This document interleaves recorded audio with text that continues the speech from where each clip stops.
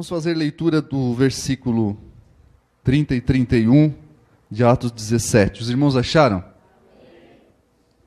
Paulo está falando assim: ora, não levou Deus em conta os tempos da ignorância.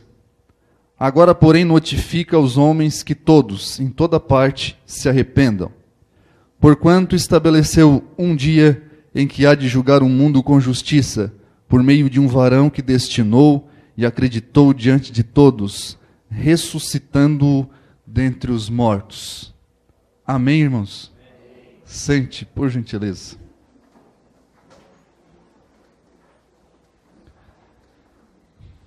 Eu quero começar essa noite. Eu não vou me estender muito sobre a pessoa dele em si, do apóstolo Paulo, porque a igreja conhece a história do apóstolo Paulo, né? Quem lê a Bíblia, né, o Novo Testamento, conhece esse personagem. Depois do próprio Senhor Jesus, né, ele, depois de Jesus, é o personagem mais mencionado, mais falado, né, por todos os lugares. E a gente sabe que Paulo, ele não era do meu tamanho e não era bombado e forte igual eu sou. Paulo, ele tinha 1,60 m ou 62, por aí. Ele era bem pequenininho. Paulo tinha a cabeça parecida com a do presbítero Dorival. Ele era calvo, pequenininho, franzinho. E olhando para Paulo, ninguém dava nada para ele. Só que esse homem, em questão de autoridade, ele tinha muita. Porque ele era fariseu, zeloso da lei, lutava pelo seu povo, estudava a lei de Moisés, os profetas, os salmos, isso sem conhecer a Deus. E ele estava portando nas suas mãos cartas de todas as autoridades que possuía na época, para prender algumas pessoas. Ou seja, se ele fosse prender sozinho, ele não conseguiria, né? Mas tinha um exército com Paulo, porque ele era um homem de autoridade muito instruído. E ele perseguia um povo. E que povo era esse? Era um povo que anunciava um tal de o caminho, que, como Lucas usa essa expressão, o caminho. Esses eram, que a partir ali de Atos capítulo 11, quando eles estavam em Antioquia, esses que anunciavam o caminho foram conhecidos como os cristãos em Antioquia. Primeira vez que eles começaram a ser chamados de cristãos. E Paulo tinha prazer em perseguir essas pessoas que professavam e falavam desse tal de Jesus. E os irmãos conhecem a história que Paulo consentiu na morte de Estevão, que estava dentro de uma sinagoga pregando sobre Jesus. Ele foi arrastado para fora da sinagoga e ele foi apedrejado na frente de todos por causa que falou de Jesus com muita sabedoria para aqueles homens daquela época, dos religiosos. E a gente vê que Paulo estava ali, o jovem Saulo, estava consentindo na morte de Estevão. Depositaram as vestes de Estevão aos pés deste homem, que na época mais jovem. E ele perseguia, arrastava, matava, prendia os crentes. Mas é interessante que a gente sabe que depois que ele pegou algumas cartas, estava indo a Damasco, a gente sabe que no meio do caminho, ele teve um encontro com uma pessoa que ele não imaginava que ele ia se encontrar. A gente sabe que o próprio Senhor Jesus fala com Saulo quando ele estava indo. E ele ouve aquela voz: Saulo, Saulo, por que me persegues? E ele diz: quem és, Senhor? E aquela voz diz para ele: eu sou a Jesus a quem tu persegues. Porque se tu persegue aqueles que me servem, automaticamente tu estás me perseguindo. Eu sou Jesus a quem tu persegue. Por agora em diante tu ficarás cego, e depois eu volto a falar contigo. Mas não adianta tu ficar aí tentando lutar contra os aguilhões, como aqueles touros que ficavam dando coice nos aguilhões. Não adianta. Não adianta, porque tu sabe que a tua consciência, Saulo, eu já estou trabalhando nela. E tu sabe que alguma coisa tem diferente nesse povo. E até então tu não havia descoberto, mas a tua consciência estava trabalhando. E não adianta tu lutar, porque agora eu quero ter um encontro contigo, real, neste momento. E a gente sabe que levaram Paulo porque ele ficou cego, por causa do raio de luz muito forte. Ele vai lá para a rua chamada direita, fica na casa de um irmão, aí a gente sabe que Deus fala com outro irmão, chamado Ananias, vai lá, ora por ele e ele volta a ver. Beleza. aqui todo mundo conhece. E de repente, aquele que perseguia, agora está anunciando Jesus. Demora 14 anos para a igreja de Jerusalém aceitar Paulo como apóstolo, porque ele estava desconfiado dele. Ele vai, fica 3 anos na Arábia, depois ele volta para Tarso, fica mais quase 10 anos, e depois sim, ele tem carta branca da igreja para pregar o evangelho. Esse homem que fez tanta gente sofrer. Mas esse mesmo homem foi quem Jesus disse para ele assim, ó, eu vou te mostrar o quanto tu deves padecer por causa do meu nome. Tudo que tu viu, tudo que tu contemplou, o choro, as lágrimas, o sangue escorrendo, a vida se indo, isso tu vai sentir no teu corpo. Tu vai sentir as marcas no teu corpo por causa do meu evangelho. E a gente sabe que Paulo, depois de Cristo, não teve missionário maior do que este homem. E é interessante que quando ele estava no capítulo 14, lá em Listra, diz o texto que quando ele estava pregando, ele foi arrastado para fora da sinagoga e ele foi apedrejado. Os irmãos da igreja pensaram que Paulo estava morto, só que de repente ele abre os seus olhos e se levanta, e os irmãos pensam que ele foi lá para passar pano quente nas feridas dele. Não, diz que ele se levanta, vai para a região de Derbe e vai anunciar o evangelho na sinagoga dos judeus, porque ele não parava, era um motorzinho de Deus nessa terra, e ele não parava de pregar o evangelho. E aí a gente vê que ele chega em Tessalônica, quando ele está em Tessalônica, ele entra novamente na sinagoga dos judeus, e aí vem alguns da malandragem, lá que fazia parte da malandragem, fizeram um motim, de maneira que expulsaram Paulo de Tessalônica. E aí Paulo sai de Tessalônica, expulsado por esses judeus, e vai para outra cidade e começa a pregar também. Só que chega na outra cidade, esses mesmos judeus perseguem Paulo, e os irmãos dizem, Paulo, nós vamos ter que botar você num navio, e nós vamos ter que levar você para o outro lado da margem, porque nesse lado de cá não está tendo condições. E aí diz que os irmãos de Paulo deixam Paulo, sabe aonde? Lá em Atenas. Deixam Paulo em Atenas, que é esse capítulo 17 que nós lemos. Quando eles deixam Paulo em Atenas, diz que os irmãos voltam e Paulo fica ali porque ele fica em Atenas aguardando Tito e Silas, que ainda estavam em Tessalônica. Daí, quando Paulo estava em Atenas, não demorou muito, ele começou a observar a cidade. E aí você olha aqui no versículo 16, desse mesmo capítulo, e você vai ver que quando Paulo caminhou, não muito tempo, pela cidade de Atenas, diz que o seu espírito, o seu interior, sua mente, se revoltou com a tamanha idolatria que tinha na cidade de Atenas. E diz que quando Paulo olhou para aquela situação, olhou para aquela calamidade espiritual que estava ali, ele resolve não ficar quieto. E ele mais uma vez vai incomodar.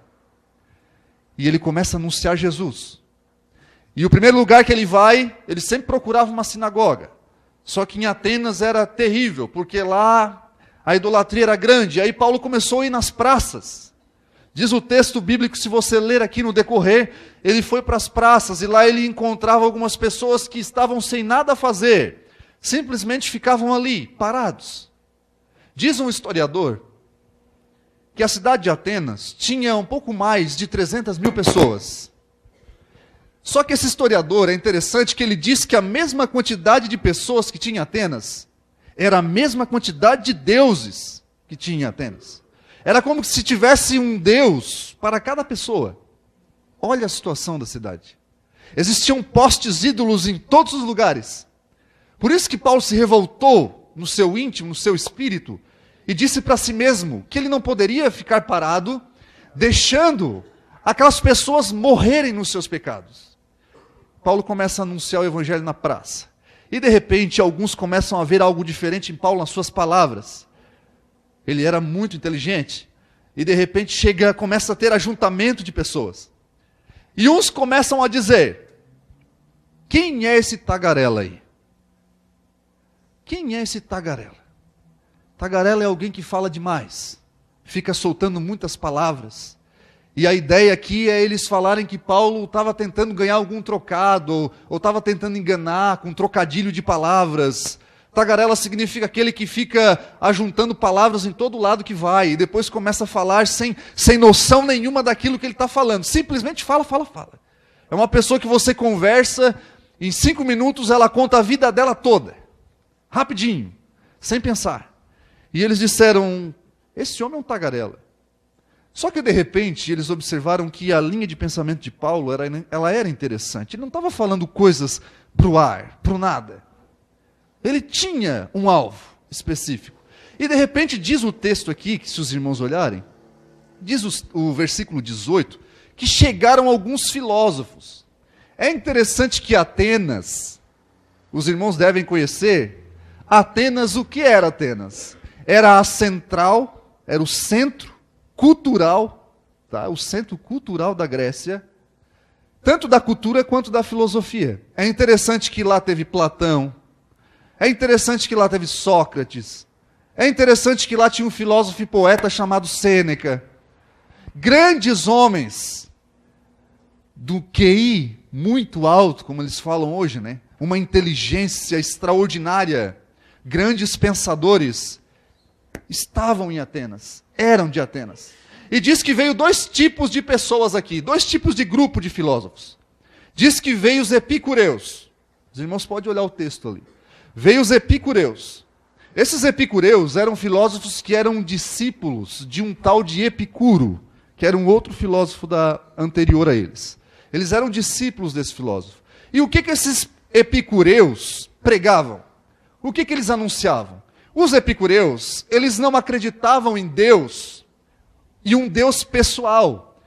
Eles não acreditavam em um Deus que criou todas as coisas e que sustenta todas as coisas. Eles não acreditavam em um Deus que de fato se importava com as pessoas. Pelo contrário, eles faziam um Deus totalmente semelhante a eles. Alguém que não tem nada para fazer e que fica por aí no nada. Os epicureus, eles ensinavam que a felicidade está totalmente nos prazeres carnais. Ou seja, tudo aquilo que o homem puder fazer, que lhe dá prazer carnal e que traz felicidade, isso o homem deve buscar. Para eles, não existia bem e não existia mal. Para os epicureus, nós não íamos ter que responder por nossas palavras, por nossos atos, e para eles, como não existia um Deus pessoal, também não existiria nenhum tipo de juízo ou nenhum tipo de cobrança por aquilo que o homem faz por meio do seu corpo. Para os irmãos entenderem, era uma filosofia puramente humanista, totalmente contrária às leis de Deus e àquilo que Deus ensina na sua palavra. Ou seja, prostituição, adultério e todo tipo de impureza e imoralidade eram cometidas por essa classe de pessoas. E diz também que ali estavam os estoicos, que era o oposto dos epicureus.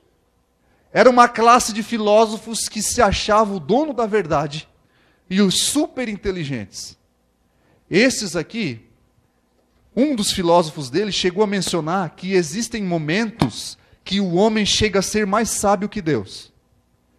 Eles prezavam pela sabedoria humana.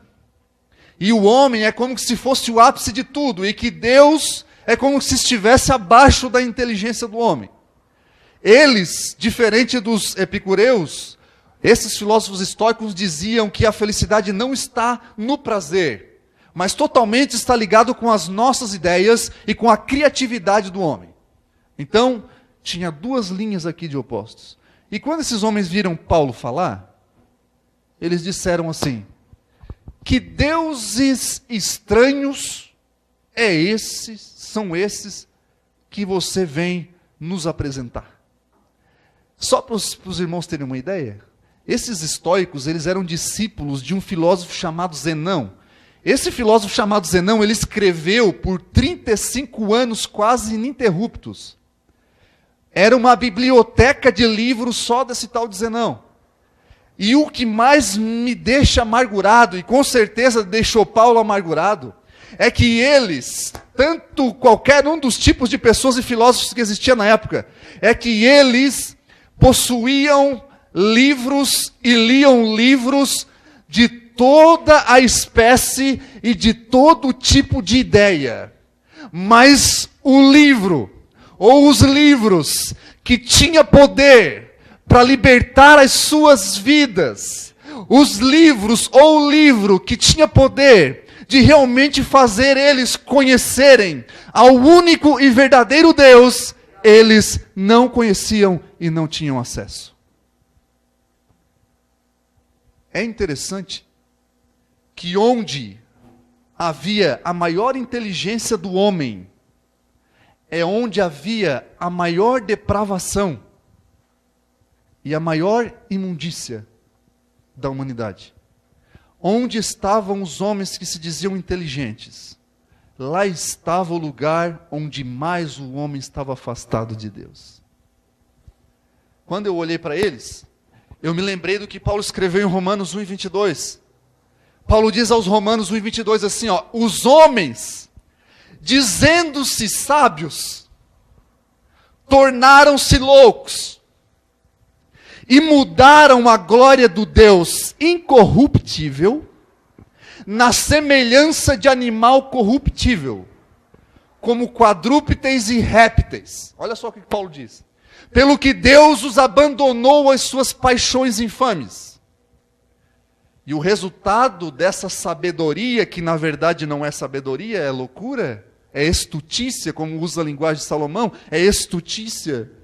O resultado disso foi as mulheres deixar o uso natural do contrário à natureza. Foi o homem se inflamar uns com os outros, porque nós sabemos que a cultura grega, eles ensinavam crianças a partir de 8, 10 anos a ter relações sexuais. E quando eu olho para essas pessoas que estavam diante de Paulo, pessoas totalmente guiadas pela carne. Esses que Paulo diz. E é interessante que quando Paulo escreve aos Coríntios, ali no capítulo 1, versículo 21 ao 24, Paulo diz assim, ó: visto como na sabedoria de Deus, o mundo não o conheceu pela sua própria sabedoria. Ou seja, o mundo humano não conheceu pela sua própria sabedoria. Aprove a Deus salvar os crentes pela loucura da pregação. Por quê? Porque os judeus, eles pedem sinais. E os gregos, que nós estamos falando aqui, eles buscam sabedoria. Mas nós pregamos a Cristo, poder de Deus e sabedoria de Deus. Olha só que coisa maravilhosa. No capítulo 2, Paulo diz assim: a minha pregação, olha só que coisa interessante, a minha pregação não consiste em palavras de sabedoria humana, de persuasão de sabedoria humana, mas sim em demonstração do Espírito de poder, para que o homem não venha se apoiar na sabedoria do outro homem, mas que nós não venhamos se apoiar na sabedoria de outros homens. É o que ele está dizendo para a igreja de Corinto. Mas nós que venhamos se apoiar na sabedoria de Deus. Porque na sabedoria do homem, porque se o homem fosse realmente sábio, se os príncipes deste mundo fossem realmente sábios, Paulo diz no capítulo 2 aos Coríntios, eles não teriam crucificado o Rei da Glória. Essa sabedoria, ela se aniquila. Essa sabedoria, ela passa. Mas a sabedoria que vem do Mestre Jesus e as suas palavras, pode passar o céu, pode passar a terra, mas permanece para sempre a palavra de Jesus.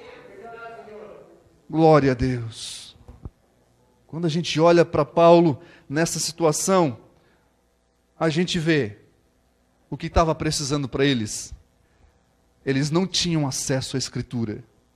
Eles não haviam ouvido falar de Jesus.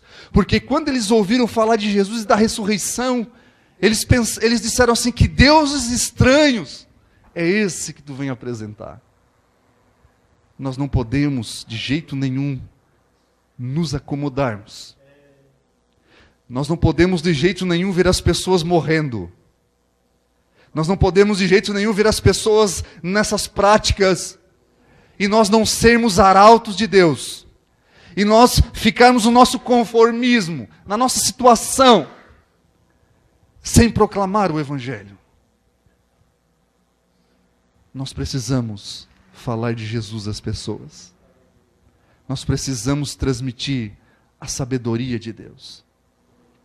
Quando diz aqui da loucura da pregação, eu já ouvi alguns dizer aí que nós somos loucos mesmo, né? Porque os crentes são loucos e não sei o quê. Trazendo uma ideia que nós somos retardados, né? Mas quando Paulo fala da loucura da pregação, ele não está dizendo que nós estamos fora de si. Ele não está falando de que a pregação é uma loucura somente para pessoas que não são inteligentes. Não. Loucura da pregação, porque para os gregos, dizer que Deus veio em carne e morreu, isso é loucura para eles. Mas essa é a mensagem verdadeira para a salvação e o poder de Deus. Então nós não somos loucos e retardados. Nós somos muito cientes daquilo que cremos. Por isso que Paulo diz que o nosso culto é racional. Um culto racional, com entendimento. Por quê? Porque o Espírito Santo nos faz compreender as Escrituras e nos torna sábios através da pessoa de Jesus Cristo. E nós somos o povo mais sábio que existe na terra.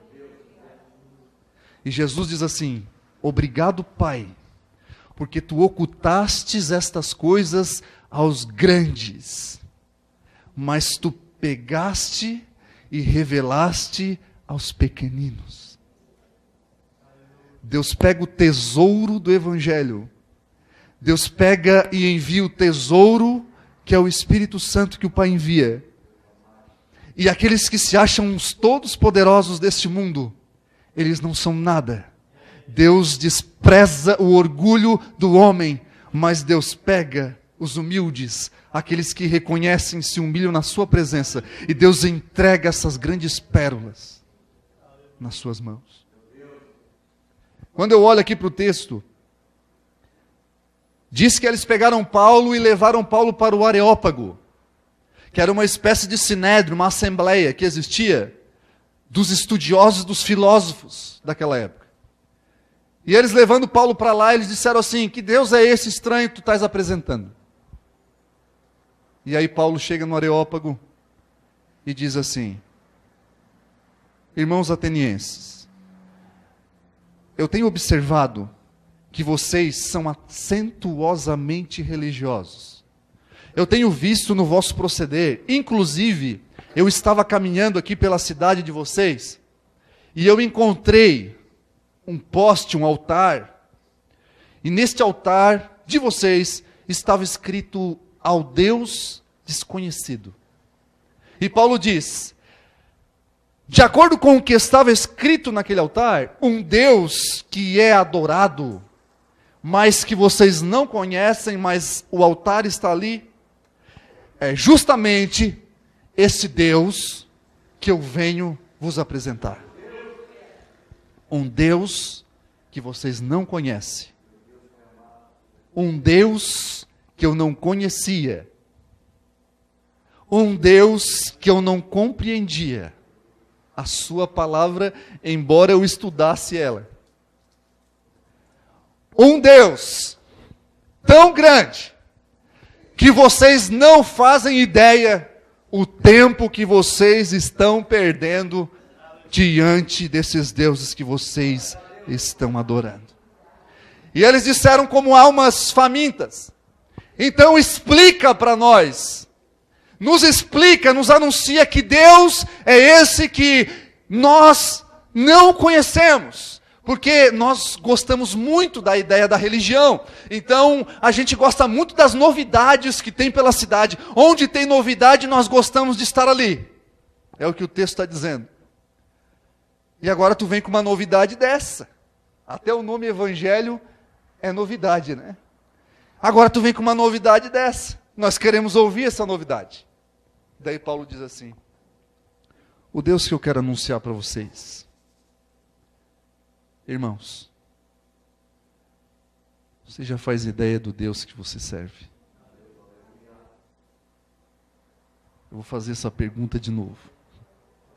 Você já faz ideia do Deus que você serve?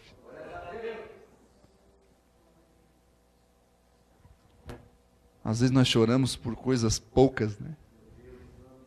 Quando a gente chora por coisas poucas, quando a gente não tem fé, a gente como que esquecesse do Deus que nós servimos.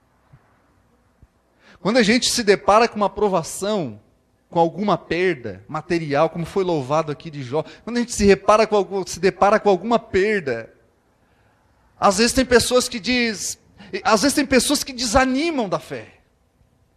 Largam a cruz. Vão embora. Por quê? Porque não faziam ideia do Deus que serviam. Paulo diz assim para eles, assim, o Deus que eu venho apresentar para vocês, de primeira instância, de primeira mão, é o Deus que criou o universo. O Deus que criou todas as coisas que vocês estão vendo aqui. Por aí já começa já. Por aí já começa. Paulo diz assim, a grandeza desse Deus, que eu venho vos apresentar, vocês não conseguem mensurar. Vocês não são capazes de medir. Porque muito mais além do que aquilo que nós enxergamos, esse Deus fez, esse Deus sustenta. Você imagina um Deus que disse, haja luz e houve. Você já imaginou um Deus que diz, haja separação e houve?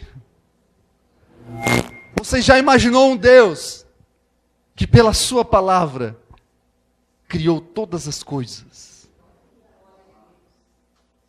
Será que às vezes a gente não serve esse Deus parecendo que ele é tão pequeno, tão pequenino, e todas as coisas estão nas suas mãos? Às vezes a gente esquece, vai para o culto, vai para casa, vai para o culto, vai para casa, vai para lá e vai para cá, nem sequer às vezes nós levantamos os olhos aos céus e contemplamos as maravilhas que ele criou. Nós esquecemos do tamanho do nosso Deus. E Paulo diz assim, esse Deus que criou o universo. Esse Deus que não habita em templos feitos por mãos humanas. Será que era contemporâneo para eles essa palavra de Paulo? Onde existia milhares de templos naquela época? E ele diz assim, esse Deus, ele não habita em templos feitos por mãos humanas. E olha só o que Paulo diz, esse Deus, ele não precisa ser servido por homens, como que se precisasse de alguma coisa. Ele não habita em templos feitos por mãos de homens, ele não habita em nada que foi criado por mão de homens, e esse Deus, ele não precisa do serviço de ninguém. O que eles faziam na época era servir os deuses, era carregar os deuses deles, era pensar que os deuses estavam em determinado lugar. E Paulo diz, o Deus que eu estou apresentando a vocês, ele não tem necessidade, ele não precisa ser servido. Deixa eu dizer uma coisa para os irmãos. Deus não precisa de mim. E nem de você.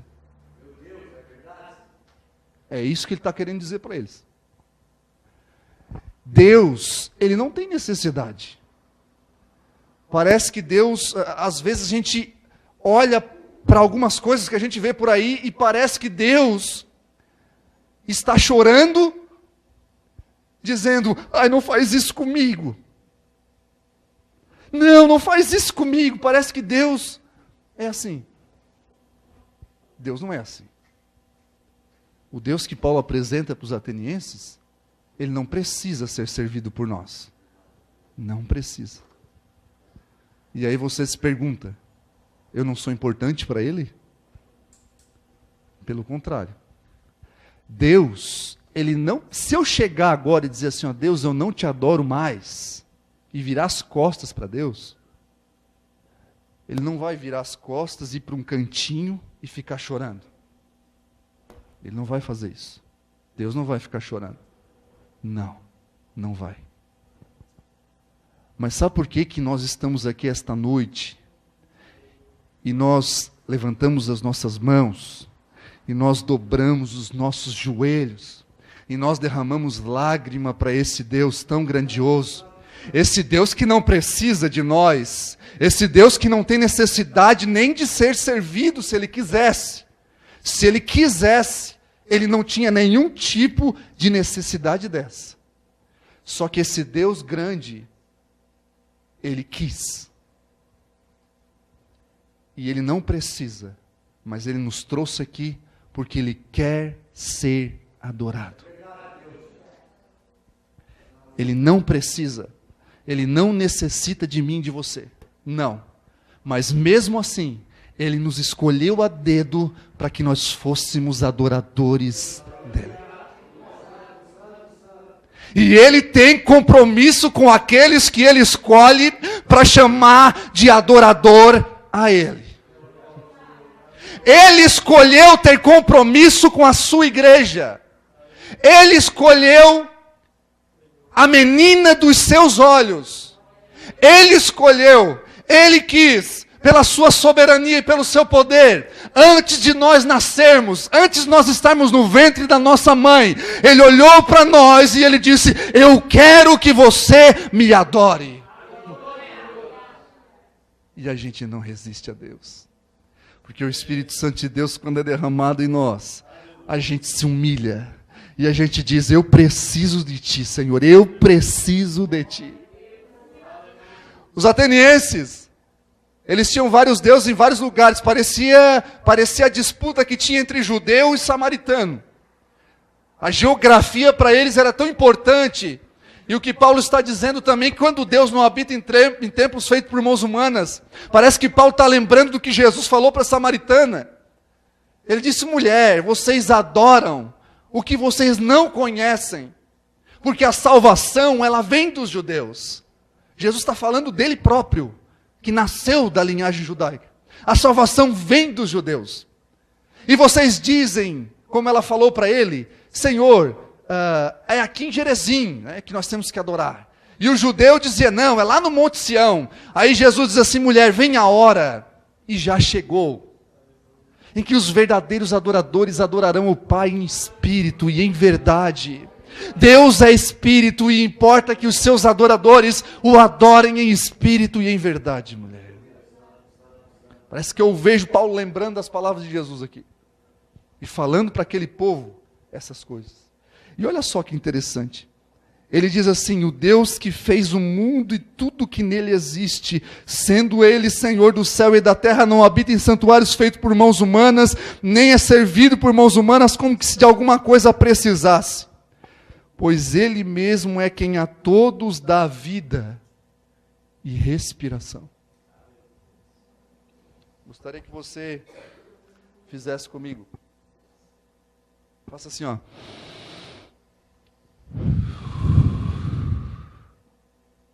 Glória a Deus. Você conseguiu respirar aí?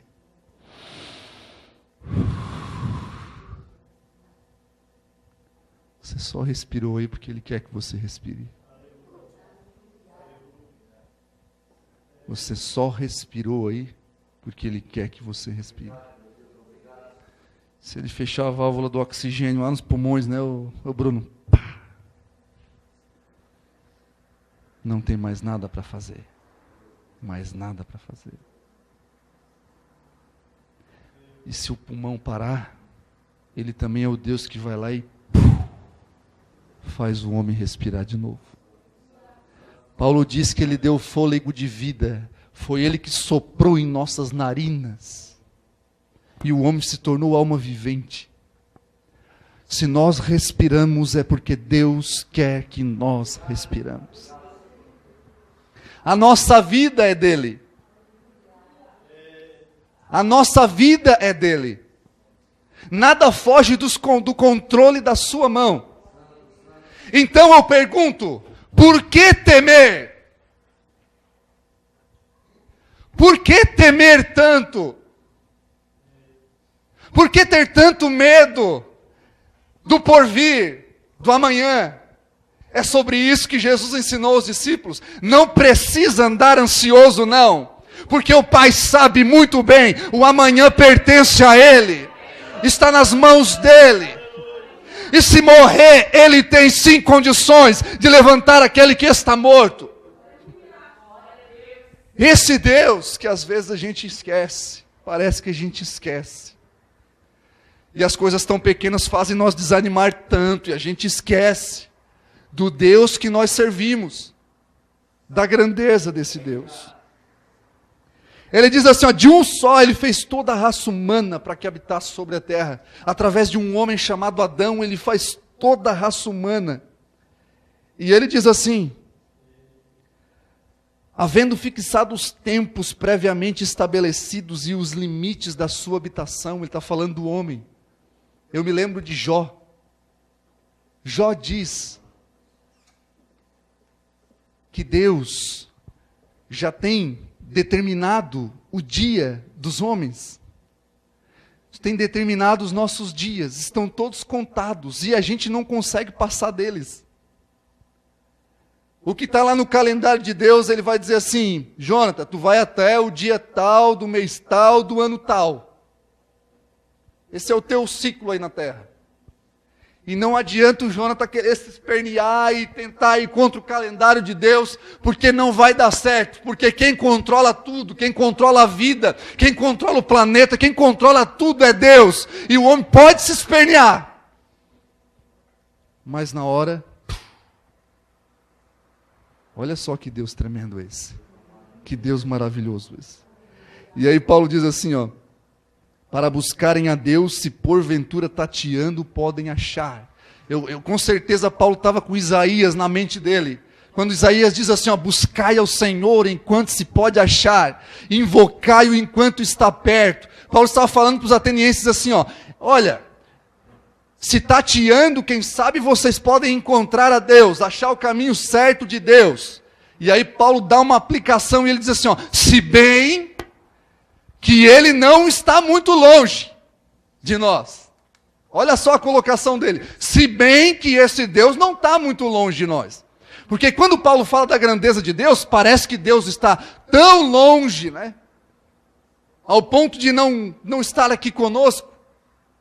Daí Paulo diz assim, não, esse Deus é grande, esse Deus é soberano, Ele controla tudo. Quem sabe vocês podem aí achar Ele. Bom, na verdade, Ele não está muito longe de nós. Olha só como é que Paulo vai trabalhando na mente dos atenienses. Ele não está muito longe de nós. E ele diz assim, ó, pois nele vivemos, nos movemos e existimos. Vivemos, nos movemos e existimos. Tudo isso acontece por causa do controle desse Deus soberano e maravilhoso. E aí Paulo diz assim, sendo pois geração de Deus, não devemos pensar que a divindade é semelhante ao ouro, à prata, à pedra preciosa. Ele está dizendo, conhecendo agora um pouco esse Deus, nós não podemos imaginar que aquilo que o homem cria com as suas mãos, todo tipo de estátua, todo tipo de imagem, a gente não pode imaginar que isso seja Deus. Não tem cabimento essas coisas. É o que Paulo está dizendo. E ele diz assim, ora, não levou Deus em conta os tempos da ignorância, agora, porém, notifica aos homens que todos em toda parte se arrependam.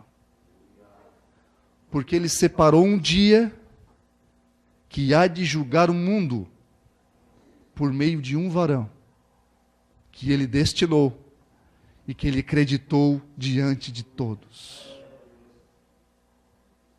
Quem é esse varão? Que Ele destinou e Ele acreditou diante de todos.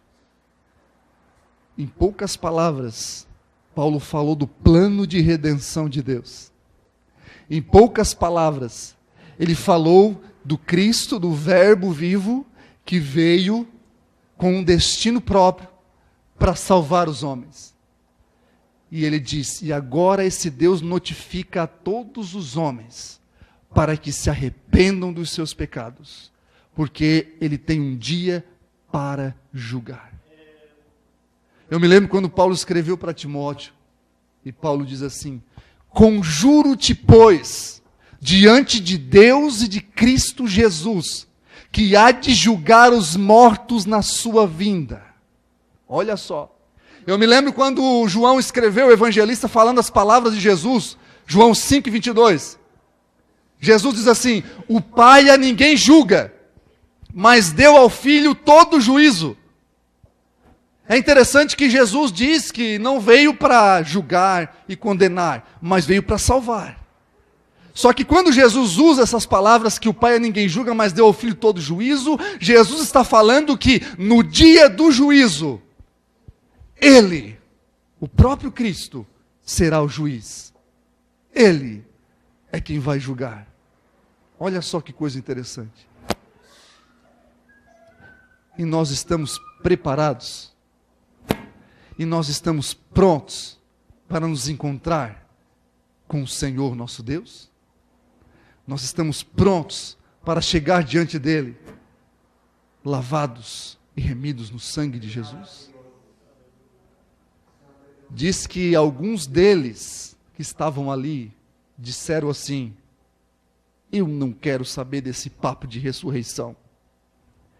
Eu não quero saber desse papo de Jesus. E viraram as costas e saíram. Mas diz que no meio daquela gente, teve alguns que acreditaram na palavra de Paulo e seguiram a Paulo, aquilo que ele ensinava sobre Jesus. E se eu e você estamos aqui esta noite, é porque o Espírito Santo de Deus trabalhou na minha vida e na tua vida. Porque quando nós ouvimos falar de Jesus, o nosso coração se moveu, o Espírito Santo agiu, e nós estamos aqui esta noite falando da grandeza desse Deus, que é incalculável, um Deus que é tão grande, mas que Ele não está longe de nós, porque Jesus disse que onde estiver 2 ou 3 reunidos no seu nome, Ele está junto com eles. Você já imaginou esse Deus que criou todas as coisas, agindo agora pela tua causa? Operando Deus, quem impedirá? Ninguém consegue impedir a mão desse Deus Todo-Poderoso. Ninguém consegue impedir, se Ele quiser agir na sua vida. Se coloque de pé, por gentileza.